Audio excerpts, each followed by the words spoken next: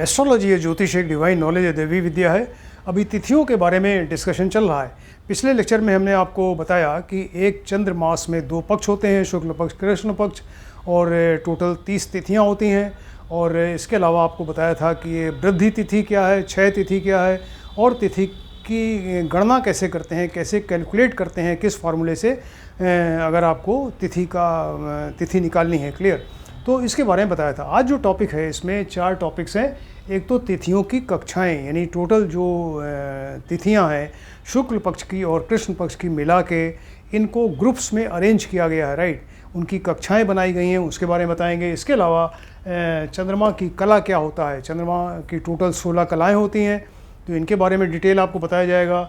इसके अलावा तिथियों की शुभता और अशुभता, यानी कौन सी तिथि जो है वो उसमें काम करने से काम शुभ होगा, किस में अशुभ होगा, ये बताया जाएगा। इसके अलावा तिथियों के क्या कार्य हैं, यानी किस तिथि में आप क्या कार्य कर सकते हैं जिससे कि कार्य अच्छा हो, शुभ हो, तो वो इतना डिटेल आपको बताएंगे। क्लियर?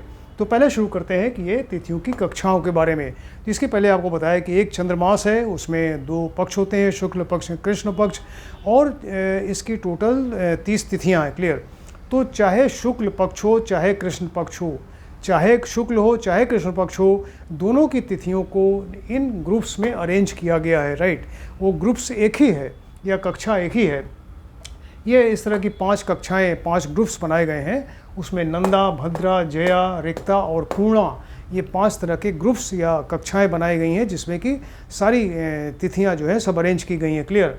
तो इसमें नंदा जो तिथि है, नंदा कक्षा है, इसमें 1, 6 और 11 तिथियां, यानी प्रतिपदा, षष्ठी और एकादशी तिथियां, ये चाहे शुक्ल पक्ष की हो चाहे कृष्ण पक्ष की हो, ये सारी तिथियां जो है नंदा में आएंगी। इसके अलावा भद्रा जो ग्रुप है या कक्षा है, इसमें 2, 7, 12 यानी द्वितीया, सप्तमी और द्वादशी तिथि आएगी।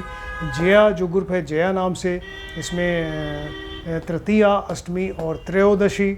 और रिक्ता ग्रुप है, उसमें चतुर्थी, नवमी और चतुर्दशी।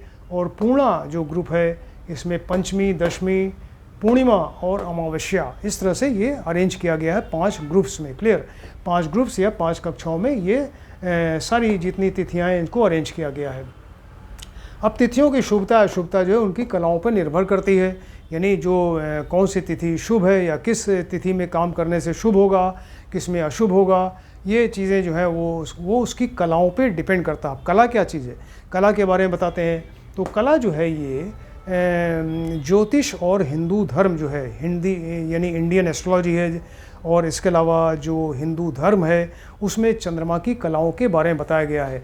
चंद्रमा की कलाओं का मतलब ये है कि चंद्रमा का आकार बढ़ना और घटना। आपने देखा होगा आकाश में चंद्रमा जो है कभी साइज़ छोटा कभी बड़ा, मैक्सिमम पूर्णिमा को हो जाता है, अमावस्या को दिखता ही नहीं है, इतना छोटा हो जाता है। तो चंद्रमा की कलाओं का मतलब है कि चंद्रमा की साइज़ या उसके आकार का घटना बढ़ना, और इसके अलावा वो उन्हीं कलाओं के साथ साथ जो है फिर व्यक्ति की आध्यात्मिक और मानसिक ऊर्जा यानी एनर्जी भी जो है वो बढ़ती घटती है, राइट। जब चंद्रमा की साइज़ बढ़ेगी तो व्यक्ति की आध्यात्मिक मानसिक ऊर्जा बढ़ेगी, कलाएं बढ़ेंगी। और जब चंद्रमा की साइज़ कम होगी तो ये कलाएं कम होंगी और व्यक्ति की जो आध्यात्मिक, रिलीजियस और जो मेंटल उसकी एनर्जी है ये भी कम होने लगेगी। क्लियर? तो ये इस तरह से कला के बारे में बताया।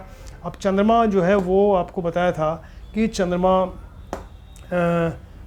राइट, चंद्रमा जो है वो इसका एक जो चंद्र मंथ है, चंद्रमास है या लूनर मंथ है, वो 29.5 29.5 डेज़ का होता है। और अमावस्या जो होती है उसमें सूर्य चंद्रमा एक ही राशि में आके इकट्ठे हो गए और दोनों का भोगांश सेम हो गया, या दोनों का जो है भोगांश में अंतर शून्य हो गया, तो वो चंद्रमा दिखता ही नहीं है उस समय अमावस्या को। फिर चूंकि चंद्रमा की स्पीड बहुत तेज़ है, तेज़ी से आगे बढ़ता है, और फिर सूर्य और चंद्रमा में डिस्टेंस यानी भोगांश का अंतर बढ़ने लगता है। जब 12 डिग्री चंद्रमा आगे बढ़ जाता है तो एक तिथि बनती है। तो अमावस्या से पूर्णिमा तक चंद्रमा का आकार बढ़ता जाता है, धीरे धीरे जैसे जैसे तिथि बढ़ेगी वो उसका आकार बढ़ेगा, और आकार बढ़ने से कलाएँ, चंद्रमा की कलाएँ भी बढ़ेंगी। और फिर जब चंद्रमा की कलाएं बढ़ेंगी तो वैसे वैसे व्यक्ति की जो रिलीजियस और मेंटल जो एनर्जी है, आध्यात्मिक मानसिक ऊर्जा है, वो भी बढ़ने लगेगी। क्लियर? ऐसा कहा जाता है कि भगवान राम जो है ये 12 कलाओं से युक्त थे, और जबकि भगवान कृष्ण जो है वो 16 जो टोटल कलाएं हैं उनसे युक्त थे और वो विष्णु भगवान का पूर्ण अवतार माने जाते हैं। यानी कृष्ण भगवान को विष्णु भगवान का पूर्ण अवतार मानते हैं, जबकि भगवान राम में 12 कलाएँ थीं और कृष्ण भगवान में 16 कलाएँ थीं। क्लियर। ये फिर कलाओं के नाम आपको बताते हैं। 16 कलाएँ हैं। 16 कलाओं के नाम देखिए, ये अमृता, मानदा, पूषा, तुष्टि, पुष्टि, रति, घृति, शशिन, चंद्रिका, कांति, ज्योत्सना, श्री, प्रीति, अंगदा, पूर्ण और पूर्णामृता। इस तरह की ये 16 कलाएं हैं। 16 कलाओं के नाम आपको बताए। और ये जैसे जैसे चंद्रमा की साइज़ बढ़ती है, कलाएं बढ़ती हैं और व्यक्ति की एनर्जी जो है वो रिलीजियस और मेंटल एनर्जी बढ़ती जाती है। क्लियर। अच्छा, अब ये देखते हैं कि तिथियों की शुभता किस तरह से वो आप इसको एक्सप्लेन करेंगे। तो तिथियां जो है ये जिस समय ये उत्तम अपना ये 3 तरह का फल देती हैं। यानी कुछ तिथियों में फल काफ़ी अच्छा होता है, उसमें किया गया काम उत्तम होता है, किसी में मध्यम होता है, किसी में अशुभ फल होता है। तो उत्तम फल जो है ये शुक्ल पक्ष और कृष्ण पक्ष है। शुक्ल पक्ष में जब ये पूर्णिमा के नज़दीक का चंद्रमा होता है, जब पूर्णिमा के नज़दीक आ रहा है, इसके मतलब चंद्रमा की साइज़ काफ़ी बड़ी है। क्लियर। और उसकी कलाएँ ज़्यादा हैं। तो एकादशी, द्वादशी, त्रयोदशी, चतुर्दशी और पूर्णिमा का शुक्ल पक्ष का चंद्रमा जो है ये उत्तम फल देता है। और पूर्णिमा के जस्ट बाद कृष्ण पक्ष शुरू हो जाएगा और कृष्ण पक्ष में साइज़ धीरे धीरे कम होने लगेगी। तो वहाँ से प्रतिपदा, द्वितीया, तृतीया, चतुर्थी और पंचमी। इसके मतलब शुक्ल पक्ष की 11, 12, 13, 14 और पूर्णिमा तिथि, कृष्ण पक्ष की 1, 2, 3, 4 और 5 तिथि में चंद्रमा का आकार काफ़ी बड़ा होता है, कलाएँ ज़्यादा होती हैं और व्यक्ति की जो है वो मानसिक और आध्यात्मिक ऊर्जा ज़्यादा होती है और फिर उसमें किया हुआ काम जो है काफ़ी शुभ होता है, उत्तम फल होता है। क्लियर।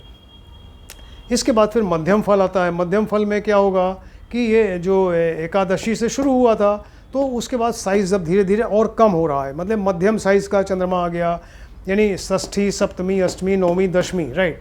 मैंने एकादशी से शुरू किया था पूर्णिमा तक, एकादशी के जस्ट नीचे शुक्ल पक्ष में दशमी, नवमी, अष्टमी, सप्तमी और षष्ठी, यहाँ तक का चंद्रमा जो है वो शुक्ल पक्ष में एक मीडियम साइज़ का होता है, मीडियम कलाएँ होती हैं उसमें और इसके अलावा जो है वो एनर्जी व्यक्ति की कम हो जाती है। तो ये एक मध्यम फल देने वाला है। जबकि कृष्ण पक्ष में भी वही सेम चीज़ है, 1, 2, 3, 4, 5 पूर्णिमा के बाद का चंद्रमा है, 1, 2 प्रतिपदा, द्वितीया, तृतीया, चतुर्थी, पंचमी, इसमें साइज़ बड़ी थी। इसके बाद फिर साइज़ धीरे धीरे कम हो रही है, तो यहाँ मीडियम साइज़ का आ गया।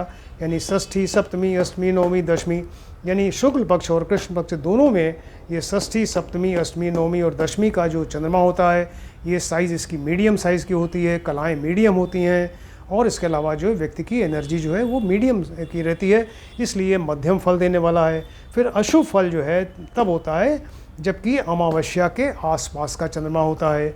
अमावस्या के जस्ट बाद ये शुक्ल पक्ष शुरू हुआ और यहाँ पर ये प्रतिपदा, द्वितीया, तृतीया, चतुर्थी, पंचमी में चंद्रमा का आकार काफ़ी छोटा है, कलाएँ भी छोटी हैं, व्यक्ति की एनर्जी भी कम है, तो यहाँ पर ये अशुभ फल देगा। इसी तरह से कृष्ण पक्ष में देखें तो यहाँ पर एकादशी, द्वादशी, त्रयोदशी, चतुर्थी और अमावस्या, यानी अमावस्या के जस्ट पहले वाला चंद्रमा जो है वो काफ़ी जो है आकार में छोटा है, कलाएँ कम हैं और व्यक्ति की एनर्जी कम है, तो ये अशुभ फल देगा।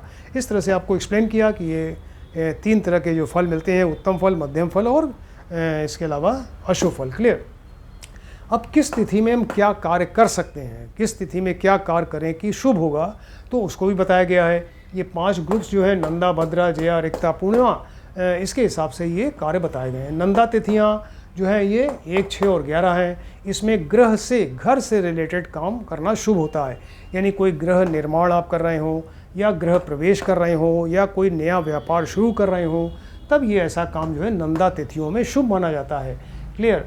इस तरह से भद्रा तिथियां हैं, ये 2, 7, 12, इसमें चाहे शुक्ल पक्ष की हो चाहे कृष्ण पक्ष की, भद्रा तिथियां जो है इसमें विद्यारंभ यानी पढ़ाई शुरू करनी है, वो उसमें कोई विद्या शुरू करनी है उसके लिए अच्छा है। इसके अलावा सगाई है, विवाह है, यात्रा कोई करनी है, उसके लिए भद्रा तिथियां ये शुभ होती हैं। फिर जया तिथियां यानी 3, 8, 13, चाहे शुक्ल पक्ष की हो चाहे कृष्ण पक्ष की हो।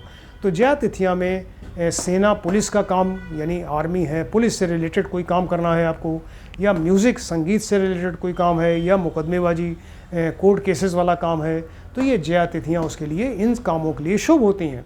फिर रिक्ता तिथियाँ हैं 4, 9, 14। रिक्ता तिथियों में शुभ काम वर्जित होता है, राइट।